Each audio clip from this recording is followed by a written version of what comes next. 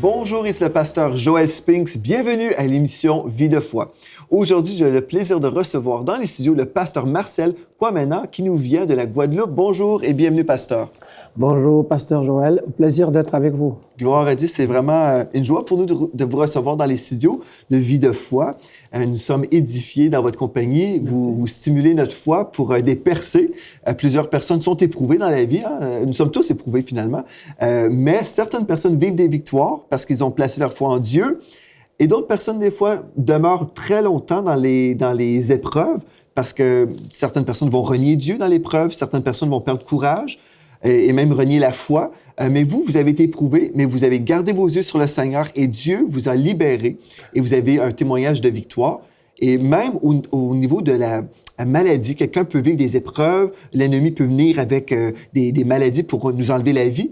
Mais si on tourne les regards vers le Seigneur, la Bible nous dit « nous sommes rayonnants de joie ». Et vous avez eu des témoignages de personnes rayonnantes qui ont été bénies. Ah oui, merci, parce que c'est important de pouvoir témoigner ce qu'on a vécu. Je commence par Jean chapitre 11. On voit Jésus dit à Marthe, « Ton frère ressuscitera ». Ça, c'est fort, ça. Verset 23, vous voyez. Jésus dit à Marthe, « Ton frère va ressusciter ». Elle dit, « Je sais », lui répondit Marthe, qu'il ressuscitera la résurrection au dernier jour. Jésus dit, « Non, je suis la résurrection et la vie. Celui qui croit en moi vivra. » Vous voyez, c'est à un moment donné, il faut rentrer dans le concret avec Dieu. C'est vrai que souvent nos difficultés font qu'on est un peu évasif, un peu dans la peur, dans l'impatience de voir quand est-ce que ça va s'arrêter. Surtout dans le domaine de la maladie. La maladie, c'est... Quand on souffle. C'est une épreuve particulière parce que c'est quelque chose qui touche notre corps. C'est quelque chose qui touche notre être, notre existence. C'est quelque chose qui met en danger notre vie, notre quotidien, qui perturbe notre équilibre physique, moral, voire même notre stabilité. Et vous voyez, et ce sont des choses qui nous fragilisent. Vous voyez, on a l'exemple de Job. Job, à lui seul, a réuni les 5 caractéristiques types particulières de l'épreuve. Il a eu l'épreuve de la maladie, il avait l'ulcère, il a eu l'épreuve financière parce qu'il avait tout perdu. Il a eu l'épreuve qu'il a atteint au niveau familial parce qu'il a perdu ses enfants, tous sont morts. Il a eu l'épreuve même spirituelle parce que Satan a eu la possibilité de l'atteindre, même sans pouvoir toucher son âme, mais il a complètement été désossé, voire avoir à un moment donné perdu ses amis, ses compagnons de foi. Et il a eu l'épreuve d'identité, parce qu'à un moment, il s'est dit, mais pourquoi ma mère m'a mis au monde? Parce qu'il n'arrivait plus à trouver un espace à lui, parce que tout était chaud partout. Vous voyez, ces 5 épreuves qui touchent l'épreuve physique, l'épreuve matérielle, l'épreuve spirituelle, l'épreuve du tremblement de terre. Ça s'appelle comme ça parce que tout a été secoué, chamboulé. L'épreuve du feu parce que tout a cramé. Voyez.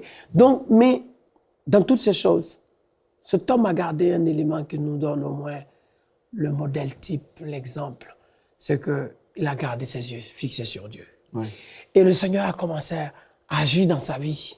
Lorsqu'il a accepté dans le livre de Job chapitre 42, on voit qu'il a pardonné, vous voyez, Dieu l'a restauré au niveau personnel, au niveau financier, au niveau physique. Donc la maladie qui était dans son corps a laissé la place à une sanctification, à un miracle absolu. Et de nos jours, les gens ont besoin de témoigner. Vous voyez, nous sommes dans une génération où les gens sont très exigeants. Je veux juste dire aux gens, oui, allez-y. Vous savez, des fois, l'ennemi envoie des choses pour nous détruire, mais Dieu est capable de prendre ces choses terribles et les renverser pour notre bien. Exactement. Et c'est pour ça que nous lisons dans la parole qui nous dit « Toute chose concourt au bien de ceux qui aiment Dieu ». Dans le contexte, nous lisons vraiment, c'est quand nous intercédons, quand nous prions par l'Esprit, le Dieu, dans l'invisible, renverse l'agenda de Satan. Parce que Satan voulait détruire Job, il voulait vraiment ruiner sa vie, mais... Parce que Job n'a jamais renié son Dieu. Dieu l'a restauré. Et des fois, les gens disent « Ah, moi, je suis comme Job. » Mais en fait, si vous êtes comme Job, vous allez être restauré également. Amen. Mais d'autant plus qu'on le voit même avec Joseph, qui a dit carrément « Vous avez médité de me faire du mal. » Dieu l'a transformé c'est ça. en bien. C'est ça. Donc, je pense que si quelqu'un doit témoigner la puissance de Dieu, il doit d'abord, dans ce moment, passer de temps peut-être sombre et difficile, parce qu'on ne peut pas avoir de guérison sans miracle, sans guérison sans maladie. Si on parle de guérison, c'est que la personne était malade. Si on parle de bénédiction, c'est que la personne n'avait rien. Si on parle d'une action exceptionnelle, c'est qu'on était ordinaire et que l'exception est venue nous donner de devenir particulier et devenir précieux, devenir vraiment rare. Si on a une victoire, c'est parce qu'on a eu un défi, une épreuve. Donc, je disais que de ce fait, le monde d'aujourd'hui a besoin d'éléments concrets. Parce que c'est vrai que nous, on est dans un cadre d'église. On prie, on a la foi. Mais celui qui est dehors et celui qui n'a pas encore connu la grâce de Dieu ou qui est dans la souffrance, il se dit, ouais, c'est leur monde, c'est leur chose, c'est la religion, vous voyez. Il y a un regard un peu de dénigrement parce qu'ils ne comprennent pas. Mais jusqu'au jour où leurs yeux vont être témoins. Et ça arrivait un jour dans une ville, d'abord en Martinique. On est allé évangéliser, je crois que c'est quelques années en arrière. Et dans cette ville, il y avait une dame qui était infirme. Elle était paralysée suite à un accident. Et à cette occasion, le maire de la ville est venu aussi participer parce que c'était sa citoyenne qui connaissait. Donc voilà, la dame paralysée est venue avec une ambulance. Ah, wow. On l'a déposée, 4 personnes ont soulevé la dame malade dans un fauteuil. Ils l'ont emmenée au milieu de la salle, dans un coin. Et moi, je suis en train de prêcher.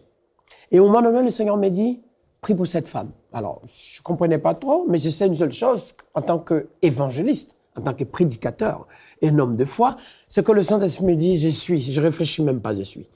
Et j'ai obéi, je suis descendu sur la scène, j'ai posé la main sur cette femme.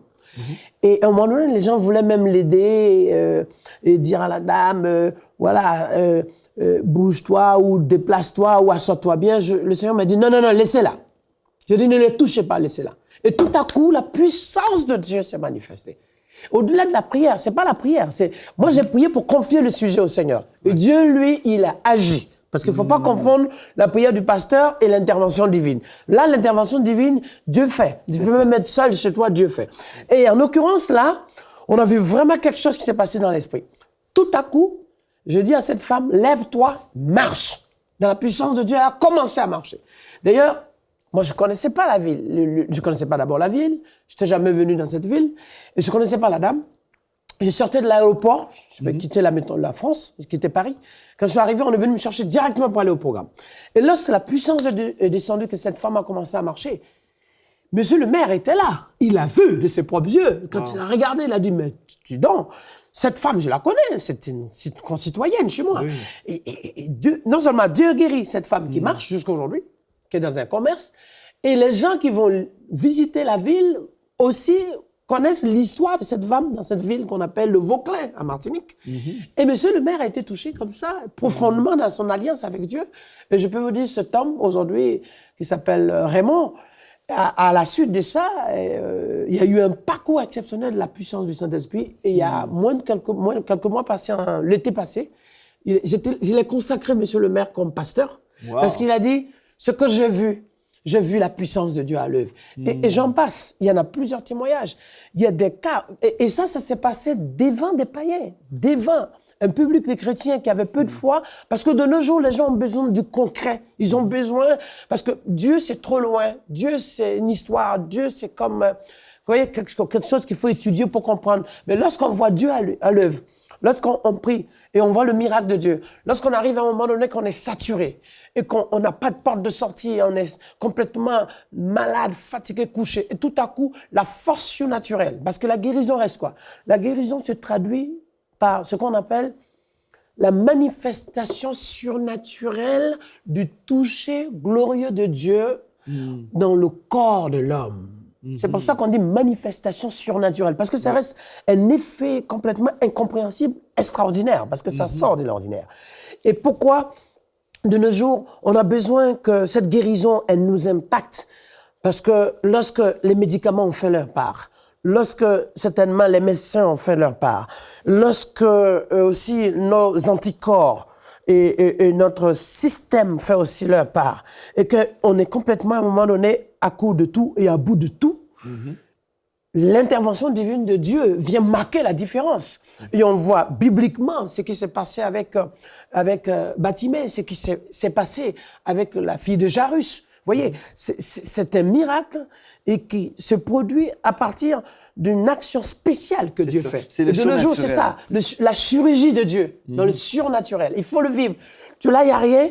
Tu es assis, tu comprends pas ce qui se passe, mais tu sens que quelque chose se passe. Tu comprends pas ce qui t'arrive, mais tu sens que quelque chose se produit. Et à un moment donné, le médecin même te regarde et dit, waouh, vous êtes un miraculé. Il regarde, il dit, ouais, parce que là, il fallait un miracle pour que tu sois encore là. Parce que tout est rouge. Le globule rouge était bas, le globule blanc, il n'y en avait plus. Donc ça annonce soit une maladie grave, soit un cancer, soit une situation désastreuse, soit complètement mort subite. Vous voyez, parce qu'on est dans le rouge. Et tout à coup, on sait comment, on sait de quelle manière et par quelle magie, comme on dit, entre guillemets, et l'action de Dieu se produit. Vous avez mentionné une chose intéressante. Vous avez dit que les gens dans l'Église n'étaient pas vraiment dans la foi, là, mais pourtant le miracle s'est produit. Vous expliquez ça comment? Est-ce que c'est parce que quand vous avez entendu la voix de Dieu, vous disant d'aller prier pour cette femme, vous avez capté la foi de Dieu et vous avez simplement exercé votre foi pour vivre le miraculeux? Oui, mais parce que, en fait, d'ailleurs, l'endroit et le moment où Dieu opère plus de miracles, c'est au milieu des gens païens qui ne croient pas. Parce que donc, souvent, quelqu'un nos églises... qui dirait « Ah, ben les chrétiens ne croient pas, donc leur manque de foi limite ou leur incrédulité limite Dieu. » Est-ce que vous croyez ça ou non? Non, pas de cette manière. Moi, je pense plutôt que les gens qui ont la foi, comme toi et moi, je n'ai pas la foi pour le miracle, j'ai la foi pour mon salut. Mais lorsqu'on vient à Dieu, en fait, au départ, on ne comprend pas trop. On essaie de comprendre qu'est-ce qui se passe. Et en fait, à cette mesure, quand on voit Dieu agir dans notre vie ou dans la vie de celui qui est à côté de nous, on commence à découvrir l'immense puissance de Dieu, l'univers de Dieu dans lequel il y a toutes les réserves. Donc, c'est un point important qui impacte celui qui découvre qui est Dieu. Donc, c'est pour ça que les gens qui étaient là, ça ne veut pas dire qu'ils ne croient pas forcément en Dieu. Ça veut dire qu'ils étaient tellement habitués de voir les malades, ils étaient tellement habitués d'entendre que, bon, une prière, oui, on prie pour soulager, on prie pour réconforter, on prie pour encourager.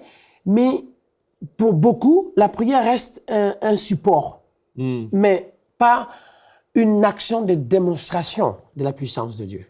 Et ça, c'est un pas de plus. C'est pour ça qu'à un moment donné, Jésus dit, si vous ne croyez pas à ce que je dis, croyez à ce que je fais. Parce que ce que je dis, c'est pour ça que c'est important les enseignements.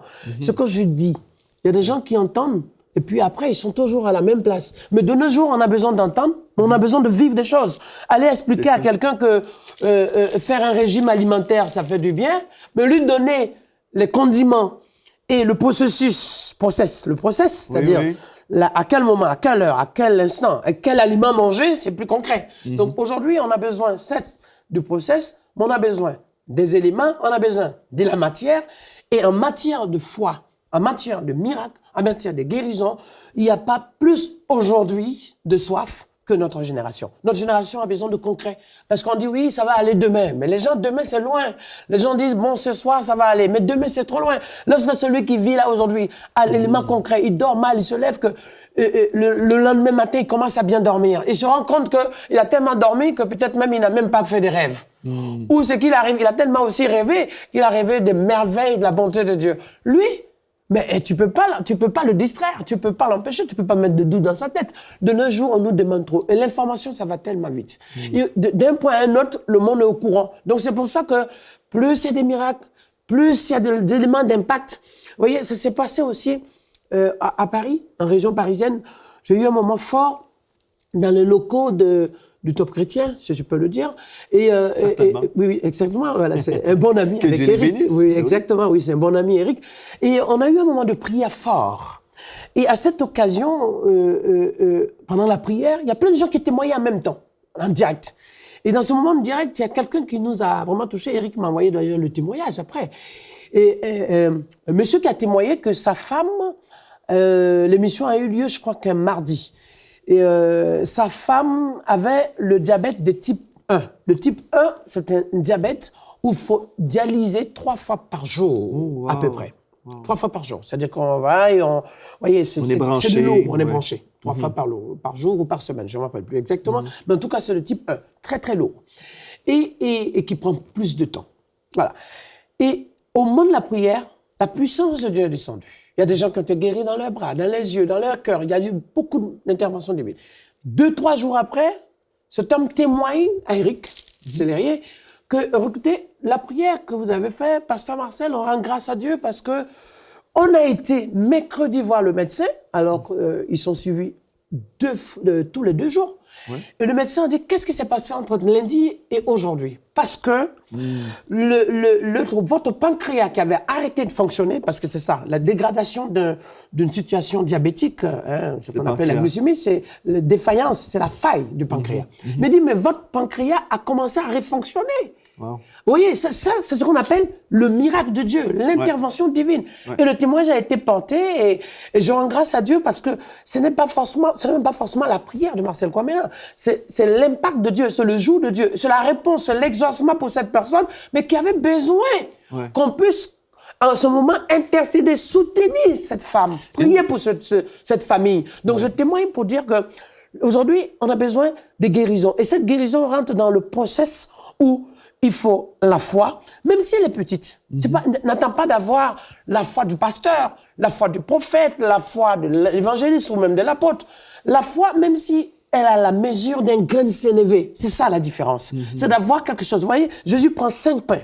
Il prend 2 poissons et multiplie pour que 5000 personnes mangent. 5000 personnes mangent jusqu'à ce qu'il en reste 12 paniers. Moi, c'est vraiment le prototype pour moi et la démonstration par laquelle on peut voir concrètement que Dieu est capable d'agir avec un rien. Dieu ne demande pas que tu aies 10 ans de conversion pour qu'il agisse. Dieu n'attend pas que tu aies une expérience derrière toi. Dieu a besoin seulement que tu crois, que tu puisses. Il dit tout est possible à celui qui croit. C'est ça. Et la foi est une puissance. Oui, j'ai un ami à moi en Ontario, ici au Canada. Il cherchait vraiment la face de Dieu pendant plusieurs années en Église. Il priait, cherchait la face de Dieu. Et finalement, vraiment, il y a eu un réveil dans cette Église. La gloire de Dieu est venue. Et le pasteur me racontait au mois de janvier de cette année, il me disait que dans mon Église, on a vécu le réveil et des miracles. Les sourds entendent, les aveugles voient. Et même, il y avait une dame en fauteuil roulant, dans un fauteuil électrique. Là. Ça, c'est quand on est vraiment... c'est un cas lourd. Et puis, je pense que ça faisait 13 ans qu'elle n'avait pas marché. Elle était mariée. Elle avait marié un homme qui ne l'avait jamais vu marcher. Et puis, il a dit, j'ai prié pour elle, et dans la réunion, elle a été guérie. Il dit, c'est pas la force de ma prière, j'ai simplement prié une prière très simple, comme j'aurais prié auparavant. Mais il dit, quand la gloire de Dieu, le ciel envahit un lieu, là, il y a des choses merveilleuses qui se produisent. Cette femme-là a été surnaturellement guérie. Le dimanche suivant, elle est venue à l'église en talons hauts, mais elle n'est peut-être plus dans son fauteuil roulant. Là. Elle marchait, et cette journée-là, même, elle a marché, mais il trouvait spécial qu'elle était revenue à l'église le dimanche suivant en talons hauts. Donc, Dieu se glorifie, et c'est merveilleux. Mais je pense et je crois, une clé super importante pour le miraculeux, c'est savoir accueillir l'onction, le surnaturel de Dieu, la gloire de Dieu. Quand je parle de la gloire de Dieu, je parle de la présence tangible de Dieu qui est dans un lieu, qui vient sur nous, qui envahit une place quand on a vraiment eu soif. Qu'est-ce que vous en pensez, vous, au niveau de la gloire, la présence de Dieu? Oui, d'ailleurs, la gloire de Dieu, c'est l'environnement qui change l'atmosphère. La gloire de Dieu est le seul univers, le seul espace dans lequel l'homme, lorsqu'il y entre, il ne revient plus pareil. La gloire de Dieu, c'est l'expression même de la capacité de Dieu à impacter un homme ou une femme. Lorsqu'il y a la gloire de Dieu, on ramasse plein de choses. Il y a un slogan que j'aime bien et que je ne l'ai pas institué, mais je dis, lorsque Élisée suivait Élie, il suivait Élie. Ouais. Et il a demandé quelque chose à Élie. Il a demandé à Élie, je veux avoir le double de ce que tu as. Et il lui a dit, c'est pas impossible, mais c'est difficile. Et il a fait son parcours jusqu'à ce que l'accomplissement de la montée d'Élie soit manifesté, avec le char de feu qui descendait. Ouais. Il y avait plein de choses qui sont produites ce jour-là, avec la montée instantanée d'Élie. Mais il a constaté une fois, parce qu'il était dans une phase d'attente, il ne savait pas si c'était peut-être une prière, un événement spécial qui allait arriver pour qu'il ressemble à 2 portions. Mais tout à coup, il a constaté qu'à la montée d'Élie, quelque chose est resté, c'était son manteau. Ouais. Et qu'est-ce qu'il a fait? Il a ramassé son manteau. Et moi, je dis aujourd'hui, le temps est venu pour que toi et moi, et chacun de nous, puisse à un moment donné, ce qu'on a demandé à Dieu, Que Dieu nous le donne et qu'on puisse le ramasser. Faut plus attendre que quelqu'un vienne ramasser pour toi. Ramasse.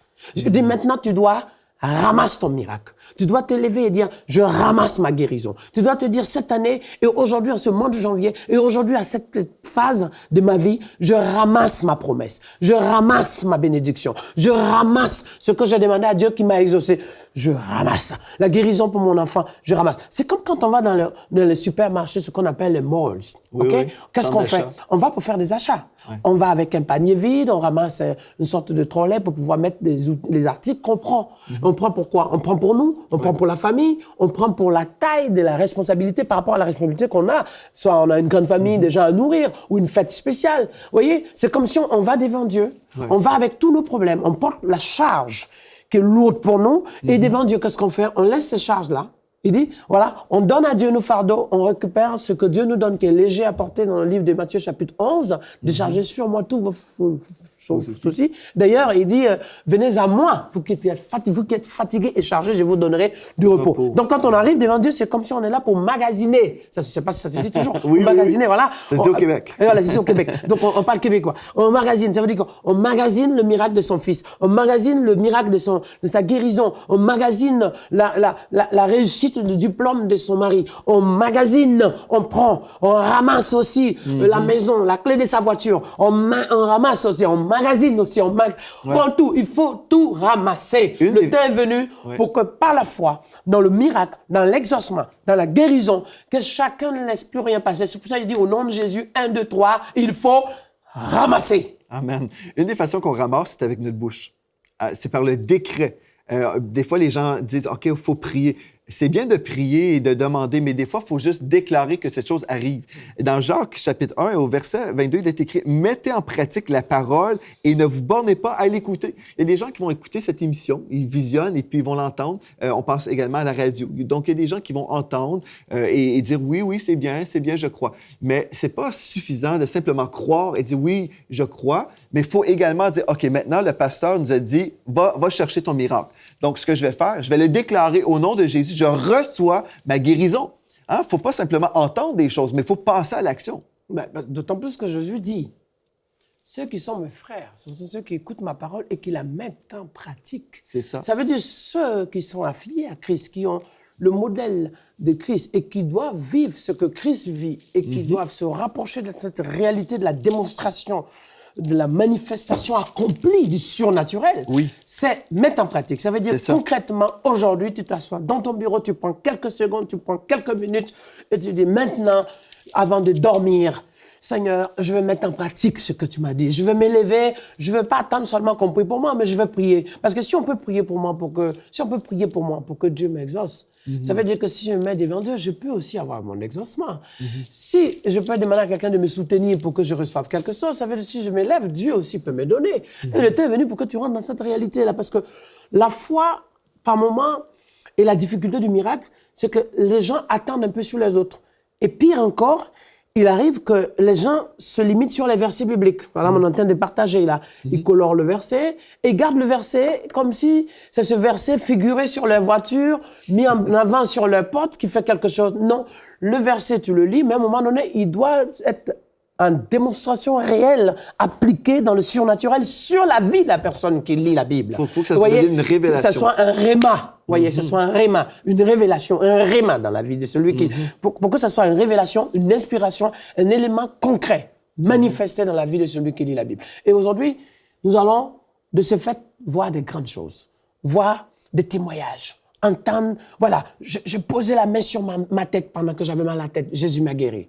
J'avais mal à respirer, je posais la main, Jésus m'a guéri. Fais cette démonstration. J'avais des palpitations au cœur, okay? J'avais des problèmes cardiaques, ce qu'on appelle des tachycardies. Je posais la main sur mon cœur et Jésus m'a guéri. J'avais du mal à marcher, j'avais de l'arthrose, des douleurs aux genoux. J'avais peut-être même des problèmes de respiration, problèmes de déplacement aux reins. J'avais des problèmes d'oreille, d'entendement, de vue. Je posais la main sur ma colonne, Jésus m'a guéri. De façon concrète, vous voyez, lorsqu'on pose sa main et on crie à Dieu, on demande au Seigneur, Saint-Esprit, tu es le même, tu es là, tu habites à moi, tu agis à moi. Maintenant, je vais voir ma foi active. Pas la foi où j'attends sur les autres, ma foi active. Il dit que celui qui croit, c'est à l'instant, c'est en ce moment, c'est maintenant. Ce n'est pas après, c'est maintenant. C'est de façon immédiate. Quand tu mets ta foi en Dieu, ce que Dieu a fait pour Isaïe, ce que Dieu a fait pour Jacob, ce que Dieu a fait pour Paul, ce que Dieu a fait pour Pierre, ce que Dieu a fait pour Matthieu, ce que Dieu a fait pour Zacharie, ce que Dieu a fait pour les prophètes, pour les hommes de Dieu, pour c'est consacré pour ça. Ouais, tu vois la manifestation de Dieu arriver sur ta vie, tu te dis waouh, j'attendais, je cherchais, j'ai demandé, mais c'est un peu que tout était à côté de moi avec Dieu parce que c'était même pas loin. Donc aujourd'hui, il faut faire ça chez toi. Aujourd'hui, il faut accomplir cela de façon concrète dans ta vie. Aujourd'hui, il faut arrêter de regarder le miroir qui rejette ton visage. Regarde à Dieu, ferme certainement les yeux, ouvre tes yeux, ça n'a pas d'importance, mais pour ne pas être distrait, ferme tes yeux et sache que ce qui est écrit dans la parole est une réalité biblique. Et Dieu veut te montrer qu'il n'a pas changé, qu'il n'est pas loin, qu'il n'est pas sourd, comme nous dit Ésaïe 59. Il n'est pas aveugle. S'il t'a donné les yeux pour voir, c'est qu'il te voit. Et à l'instant, ton miracle est arrivé pour que tu dormes mieux, pour que tu marches, pour que tu vois sa puissance, pour que tu vois sa gloire, pour que tu fasses partie des gens qui témoignent. Et chaque jour, chaque fois que tu auras un combat, sache que ton Dieu t'exaucera, te bénira, te remplira, te guérira, agira pour toi. Parce que ton Dieu n'est pas limité. Ton Dieu est capable de toutes choses. Ton Dieu est capable d'ouvrir les portes même les plus fermées. Ton Dieu est capable d'ouvrir les écluses des cieux. Ton Dieu est capable de créer ce qui n'existe pas. Ton Dieu est capable de ressusciter les morts. Je parlais au début de Lazare. Lazare était dans une situation de décomposition. Ainsi dite par sa sœur, constatée par tous ceux qui étaient autour. Et dans un contexte réel, dans un cimetière, dans une tombe, et sur laquelle il y avait une pierre. Et Jésus dit quoi? Il est prêt à guérir, mais il a demandé une chose, ôter la pierre. Ôter la pierre, c'est le bouchon derrière laquelle il y a un Lazare qui veut sortir. Il y a un bouchon qui ferme ta bénédiction. Il y a un bouchon. Ce bouchon, c'est la haine que tu as dans ton cœur. Ce bouchon, c'est le manque de pardon que tu as dans ton cœur. Ce bouchon, c'est la souffrance qui a accumulé le manque de confiance. Ce bouchon, c'est la peur. Ce bouchon, c'est le doute. Il faut le balayer. Ôte la pierre. Je vais te dire aujourd'hui, ôte la pierre. Enlève la pierre. Cette pierre, si elle sort, tu verras si Lazare va pas ressusciter. Tu verras si le miracle va pas rentrer dans ta maison. Tu verras si la gloire de Dieu va pas venir de produire pour que ta bouche et tes yeux témoignent que mon oreille avait entendu parler de ce que Dieu est. Maintenant, je vois et je le vis. Amen. Gloire à Dieu. Merci, Pasteur Marcel. Gloire à Dieu.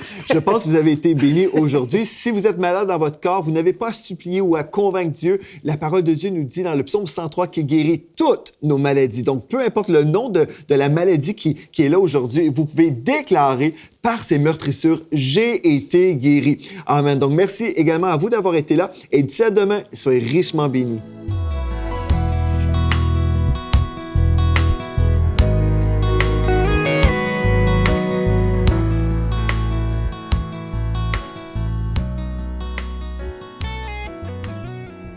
Cette émission est rendue possible grâce au précieux soutien des partenaires d'Enseigne-moi Canal International. Retrouvez tous nos programmes sur emcitv.com.